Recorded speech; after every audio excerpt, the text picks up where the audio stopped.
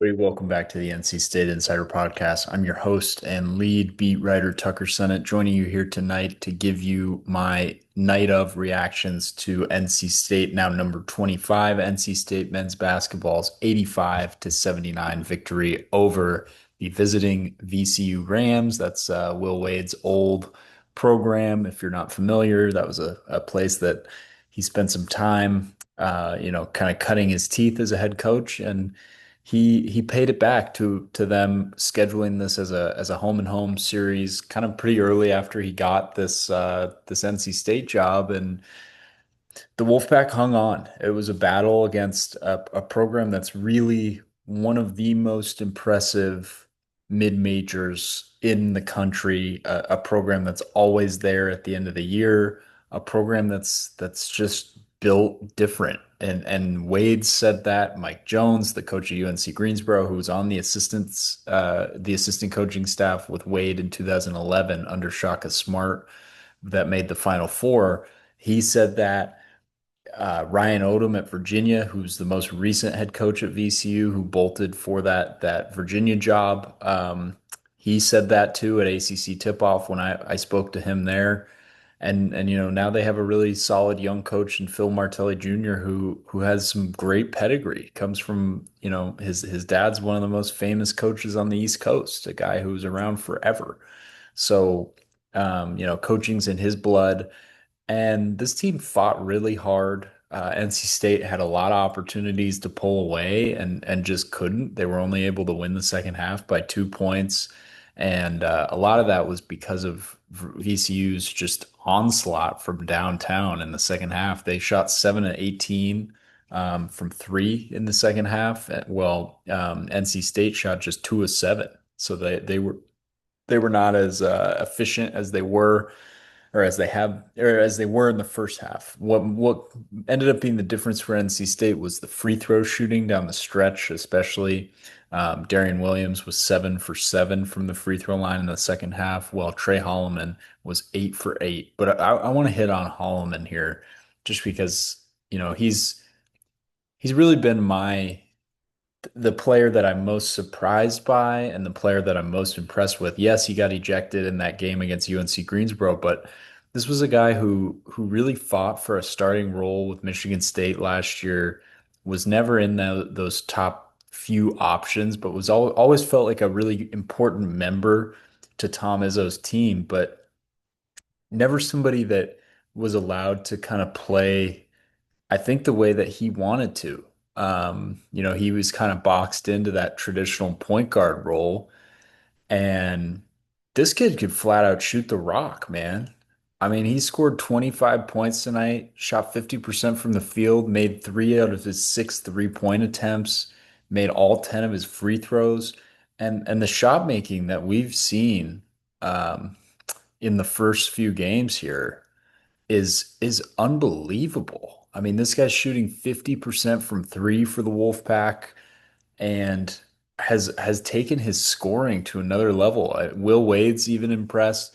And he said, when they were recruiting him, they looked at his sophomore year, a year that he, was a better shooter, and they wanted to replicate those stats, which I'll pull up for you. When he was a sophomore at Michigan State, he shot 42% from three, but was only taking two threes a game. He upped those numbers to 3.9 threes a game the next year, last year, during that Elite Eight run for Michigan State, and made 32% of them. So when he increased that clip, his numbers went down. So there was certainly some concern there. But Wade and his staff that did a really, really thorough, analytical breakdown of each of these guys that they brought in. They looked at that sophomore season as the level that he could be. And so far it's working out. I mean, he's been really, really impressive. And that's not even mentioning how unbelievable Darian Williams continues to be. Scored 28 points tonight. Yeah, it looks like one of the best players in the nation, which is why they got him. This is a guy who is going to be there when, they're trying to decide the first team All ACC, the ACC Player of the Year. He does it with such efficiency. Struggled with the turnovers tonight. So did Hallman. They combined for 8 turnovers tonight. But Williams has been so good in that department leading up to this game. Um, and you know, he plays the game at a different speed. That's what Wade says. That's what, you know, a lot of the media describes him as. He had a couple moves tonight where he looked like a pro to me. And I know, you know, he tested the draft waters, but um he continues to really, really impress early in the season here. Another guy who contributed pretty well was freshman guard Matt Abel. Scored 12 points, made 2 out of his 3 3-point attempts. This kid, when he's feeling it, he's really tough to stop, especially shooting the basketball. You know, really, really strong effort from him. He's he's a player that is going to be really, really important as the season goes on. Just like another freshman, Musa Sanya, who played 27 minutes in this game and came in and just dominated on the glass when this team really needed some help there. They got out rebounded on the offensive glass pretty badly in the first half, and he came in and just kind of locked things down in that department in the second half. Part of the issue there was VCU was just making more shots in the second half. They were, you know, knocking down threes right and left, and that was sort of problematic for NC State. But um, Wade rolled with Sonya and Van Allen Lubin down the stretch, which was a new look for that for this team, a little bit of a bigger look, something that they haven't really experimented with too much so far this season. But the game called for it. You know, VCU was making a lot of shots and they were getting a lot of offensive rebounds when they were missing, and you know, he rolled the dice with that bigger group, and Sonya's athleticism allows him to play at the top of that 1-3-1 diamond press that Brandon Chambers likes to deploy with this group. And he had a couple, you know, deflections, steals, and you know, made some really big plays for this team. I'll get he was only credited with 1 steal, but he probably forced, you know, 2 or 3 turnovers just with his length. Um, because you know he has some speed given his size, which is really impressive. And the fact that they were able to go and get this kid, you know, before the or kind of at the buzzer in terms of assembling the roster was really big because he's going to be a valuable contributor moving forward. And was really impressed with Van Allen Lubin. Almost had a double double, 11 points and 9 rebounds. Um, you know, probably his best performance and the first time that we've really seen him in that critical role. He's kind of been skirted around in the rotation because there hasn't been a huge need for him in some of these games.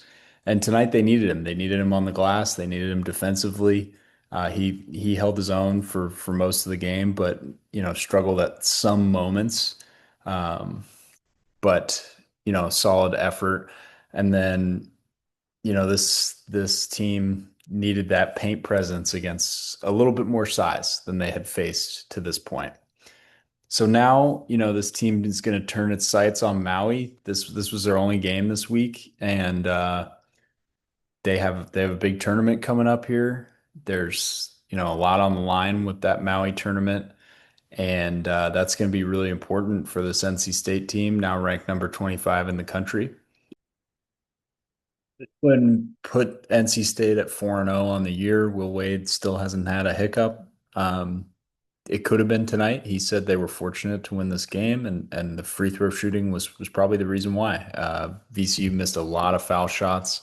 Um, you know, they were 12 of 28 from the charity stripe in this one, and that ultimately cost them the game as NC State was 27 of 33. You know, VCU just couldn't defend without fouling, and then they couldn't take advantage of the foul shots that they had, and that was it. NC State's going to switch its gears to the Maui Invitational, where I would imagine they'll enter the game as the prohibitive or the tournament as the prohibitive favorite. It's a pretty weak field for this particular tournament, but it's a chance to start stacking up those quad one wins for the first time all season, and that'll be certainly a really important event for this NC State team. As always, thanks for tuning in. I like doing these after the game for you. I know they don't come out until the next morning, but um, it's fresh on my mind, and I know it's always fresh on the fans' mind. So I try to break it down the best I can for you. If you want more content, you can go ahead and follow me on X at Senate Tucker. You can follow the website on X, or yeah, the website on X at Wolfpack on SI. And you can get daily episodes of the NC State Insider Podcast on the Sports Videos on SI YouTube channel. Episodes every day. You can get my coverage. You can get some of our other college coverage. Get the other schools in the triangle, North Carolina and Duke. See what's going on over there. They're both ranked number 18, and Duke's a top 10 team. And you can find out what's going on over there. Thanks for tuning in. See you next time.